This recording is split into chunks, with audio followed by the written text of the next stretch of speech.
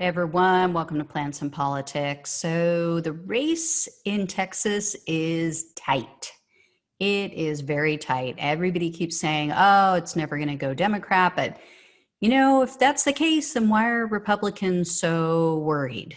They are clearly very worried about Trump losing the state, so much so that they've gone to extreme measures to stop voters from having their voices heard and their votes counted. So as everyone probably knows, Texas Governor Greg Abbott reduced the number of voter drop-off sites to one per county, which means many voters have to drive a long distance just to drop off their ballot, especially those in more urban and suburban areas that are likely to favor Democratic candidates. And Texas Republicans also tried to eliminate single ticket voting. So the single ticket voting option allows voters to check one button and it checks all the boxes for all of the candidates running in a specific party rather than having to scroll down the entire ballot and choose each candidate individually. Luckily, a federal judge blocked that very obvious attempt to save their sinking Republican lawmakers who are getting Trump's stink all over their candidacies. Then they tried to outlaw curbside voting. They said that it posed the same risk as voting in person and it violated the Constitution. So the Texas Supreme Court ruled against that. Last week, I believe it was, they ruled against Republicans in that matter. But Texas Republicans are still at it. So they're trying as hard as they can to cheat before Election Day. On Friday of last week, they filed a petition in federal court demanding that 127,000 ballots from Harris County be invalidated and thrown out. Harris County is a mostly Democratic county. It has the highest population in all of Texas. And this final act of desperation is also tied to the curbside voting issue. So Republicans argued that these drive-through voting sites violate Texas election laws and the United States Constitution. The drive-through sites, though, work exactly as the in-person voting sites do. The voter has to show ID. They have to show and confirm their voter registration. And then once that's done, they're handed a tablet. They hand it to them through the car window and they cast their ballot on that electronic device. And here's the thing. They did this with the primaries. They had no problem. Nobody said a word. Republicans didn't have a problem with it back in July when they held their primary elections.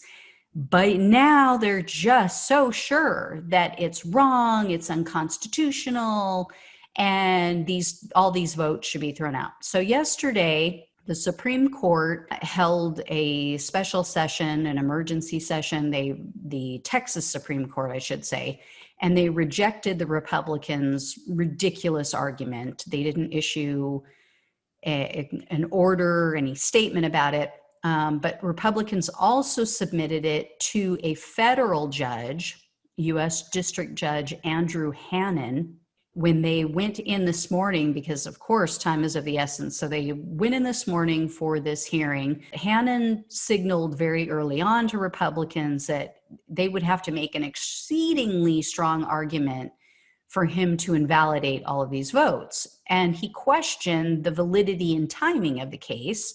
He said, quote, "Didn't we test this in the primaries this summer? Why am I just getting this case?" Thankfully, as of this afternoon, Judge Hannon sided with the defense, allowing the 127,000 votes to be counted for tomorrow's election. However, he did caution voters who haven't yet cast their ballots to do so in the traditional method and to avoid the drive-through voting, because he said that essentially there's still outstanding legal questions regarding this type of ballot casting. I'm assuming he's under the belief, as the majority of us are, that Republicans aren't going to let this go and they're going to fight all of this way past Election Day tomorrow.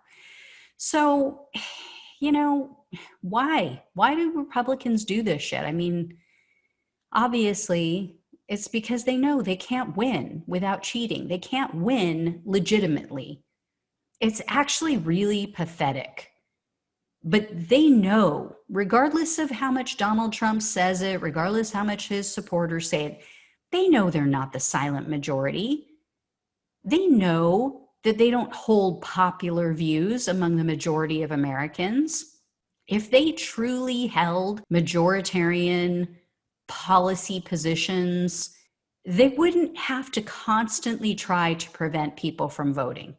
There's no bigger tell than the fact that one party, the Democrats, and I'm not saying the Democrats are perfect because they've got their own issues and I have my own issues with them, but they want as many people as possible to vote. They're always trying to expand voting rights.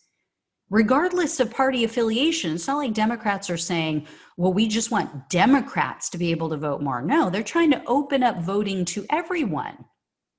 Because I can guarantee a lot of the people who use that drive-through voting voted for Trump, voted for Republicans. So it's not like they're trying to gain an edge in that way. But then you have another party that actively tries to suppress the vote. Gee, I wonder which one is less secure in their ability to win over Americans.